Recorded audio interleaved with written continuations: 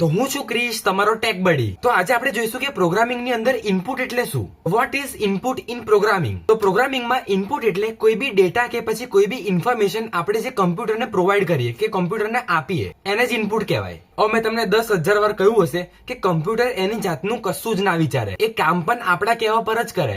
પણ અગર એનો ડેટા જ નહીં હોય તો એ શું કામ કરશે? એટલે જ આપણે કમ્પ્યુટરને ઇન્ફોર્મેશન કે પછી ડેટા પ્રોવાઈડ કરીએ, જેને કહેવાય ઇનપુટ. હવે હું તમને થોડાક રિયલ લાઈફ એક્ઝામ્પલ્સ આપું.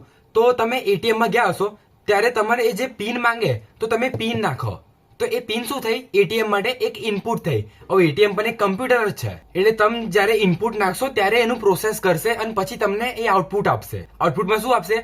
પૈસા.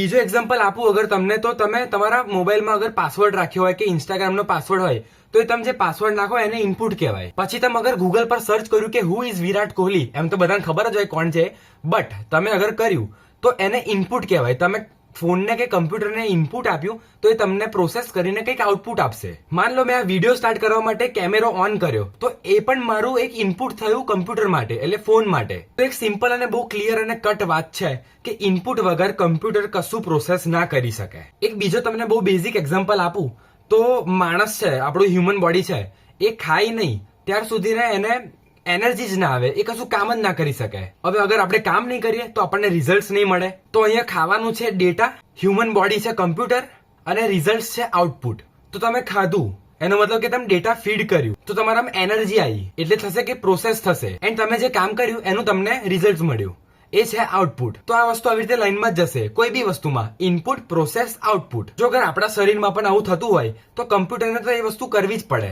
કેમ કે કમ્પ્યુટર પણ આપણે જ બનાવ્યા છે. હવે બીજી વાત, different input gives different result. જેવી રીતે માણસ ખાવાનું ખાય છે, પથરો નહીં ખાતું. અગર પથરો ખાય તો આપણે એનર્જી કે કશું બીજું ખાય તો આપણે ઉલટા બીમાર પડી જઈએ કે આપણામાં એનર્જી જ ના આવે. એવી જ રીતે જો તમે તમારો ડેટા રોંગ નાખો તો તમારો આઉટપુટ પણ રોંગ જ આવશે. તો અગર હું તમને એક જ લાઈનમાં કહું તો input is what we give to computer so that computer can do some work. તો આજ માટે બસ આટલું જ. હું તમને આજે ખાલી ઇનપુટ જ ભણાવવા આવ્યો તો, આઉટપુટ આપણે નેક્સ્ટ વિડીયોમાં ભણીશું. તો આઈ હોપ તમને આ વિડીયોમાં બધું સમજણ પડી હોય. ઇફ ના પડી હોય તો comment section as always open જ છે, તમે ત્યાં તમારા ડાઉટ્સ પૂછી શકો. હું તમારા ડાઉટ્સ ત્યાં તમને ક્લિયર કરી દઈશ. તો આપણે મળીએ હવે નેક્સ્ટ વિડીયોમાં. ત્યાર સુધીને ભણો ને